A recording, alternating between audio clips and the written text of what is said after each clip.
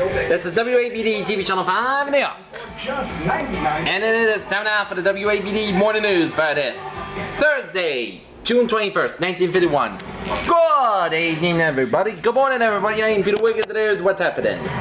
21 Communist Party leaders were indicted on the city yesterday on 29 counts, charged in participation in the same conspiracy to teach and advocate the overthrow of the government by force that had brought the conviction of 11 top party leaders and plotted to go underground if need to be. 17 defendants were arrested and held under bail, totaling about $191,000.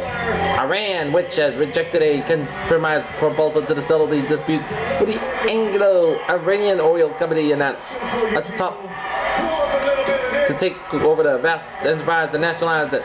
Britain will call home their negotiators and plans to ask the World Court for an injunction to prevent expropriation. In London, Foreign Secretary Morrison indicated steps will be taken to protect British nationals in Iran if necessary. Secretary of State Agency calling the situation critical, appealed to Iran to reconsider. Patrick J. Hurley declared that the trouble in Iran now was imperialism, not communism, and has been brought on by the company's stubborn and lightning and greedy approach based on the threats of force. The former Secretary of War and Ambassador to China expressed his fears while testified before the Senate McCarthy inquiry. He was sharply critical of Secretary Agency, but endorsed it to the decision to defend Korea as Do you want this, or do you want courageous and sound in a reversal of the 5-year appeasement policy of communism in Asia. He called the Yalta Agreement immoral and cowardly. General MacArthur declined an offer to give rebuttal testimony, accused President Truman of preventing the full facts to come out by silencing the pertinent witness. Didn't believe in my money enough, huh? United Nations forces in Korea cut out a vital East Coast highway as in combat along the front decreased. 10 enemy planes were destroyed or damaged in a day of extensive air fights. A Soviet note implied as if they were the Western powers agreed to have a foreign ministers meeting discussing the North Atlantic Treaty, and the Russians would be permitted their pacts with communist China and the European satellite to be examined. President Truman created a psychological strategy board and named former Army Secretary Gray and Director and Lieutenant General Walter Bedell Smith as its acting chairman. House committee voted for a year's extension to pass wage and rent controls, with rents permitted to rise 20% above June 30, 1947 levels. The House passed 11 bills increasing veterans' benefits, and the Senate approved a $6 billion money bill calling for 50,000 new low-cost housing units, but cutting federal agency publicity staff by 25%. Secretary Marshall asked Congress to authorize a $6,561,262,000 program for military construction over 2 years. A series of concessions by ship operators failed to end the maritime strike. The United Airlines pilot strike was referred to the president for the action. Mortar shells that fell short killed 8 Marines and injured 22 to 23 people at Camp Lejeune. Over Korean War. Texas Communiques discovered fighting in Korean War. Official list of U.S. casualties in Korea stands at 73,604. In foreign news, Shanghai kills 24 in city's latest public mass execution. Viet Minh tactics in Tonkin are linked to rice harvest. ECA leader will not curse Austria on U.S. method. Secretary Tobin assures ILO of United States peace aim. Official tally of French election makes only minor changes. U.S. revises script to defeat counterfeiting in areas abroad. Germans incensed at immunity for a former Soviet informer. United Nations Malika's June Security Council head invites Reds here. Economic Development Program is search for Arab refugees.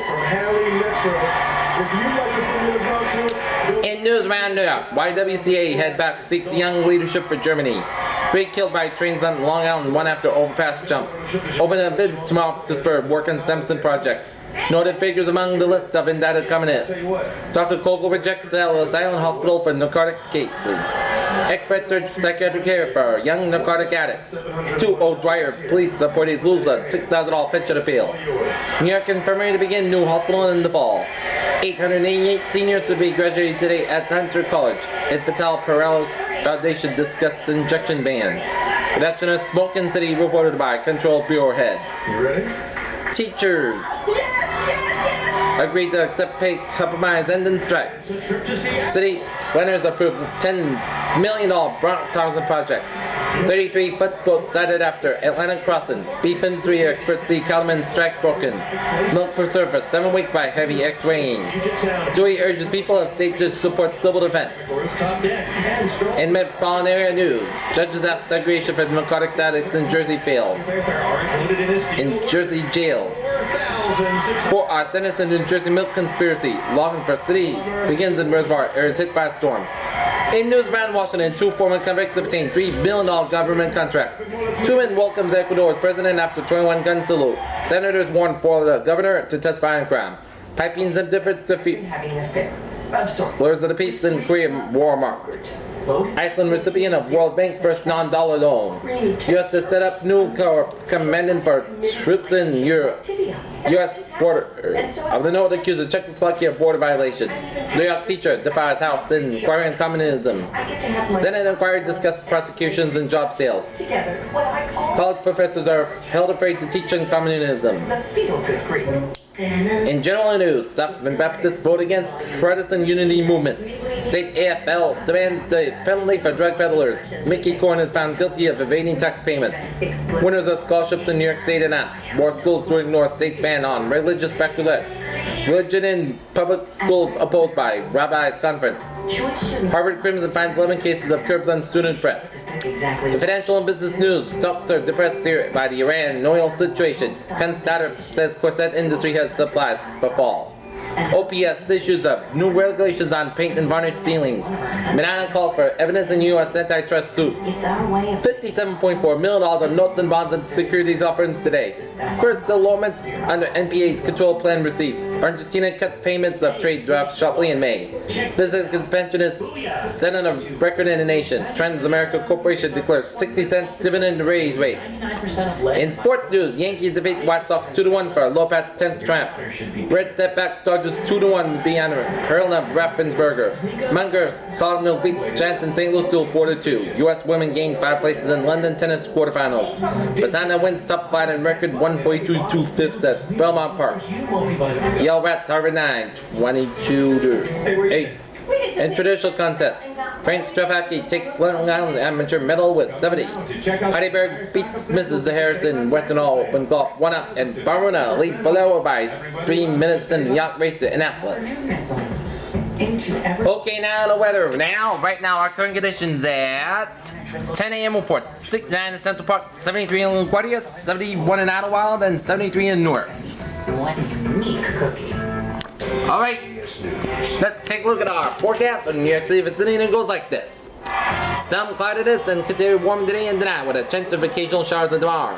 Parts of Cloud with a little change in temperature. The highest today around 80 degrees and the lowest tonight near 60 degrees. Moderate to the first southerly winds today becoming northwest to north tomorrow. For Long Island, some cloudiness with a continued warm today and tonight with a chance of a few brief showers and tomorrow. Partly cloudy with a little change in temperature. The highest around 80 degrees except within the 70s along the south shore and over the eastern tip. And the lowest tonight between 55 and 60 degrees. So I have Interior eastern New York, cloudy and rather windy today with scattered thunder showers. Cooler this afternoon and tonight. Northern New Jersey, some cloudiness and continued warm today and tonight with a chance of a few brief showers tomorrow. Partly cloudy with a little change in temperature. The house today around 80 degrees and the lowest tonight there's 60 degrees. And for Connecticut, increase of cloudiness and humidity today with scattered showers and thunder showers this afternoon. Continued hot, clear then becoming cooler tonight. And that is going to be it for the WABD Morning News for this Thursday, June 21st, 1951 on a Thursday. Peace, have you have a good day. I will see you later on. Bye-bye, buddy. whoever rolls the highest number.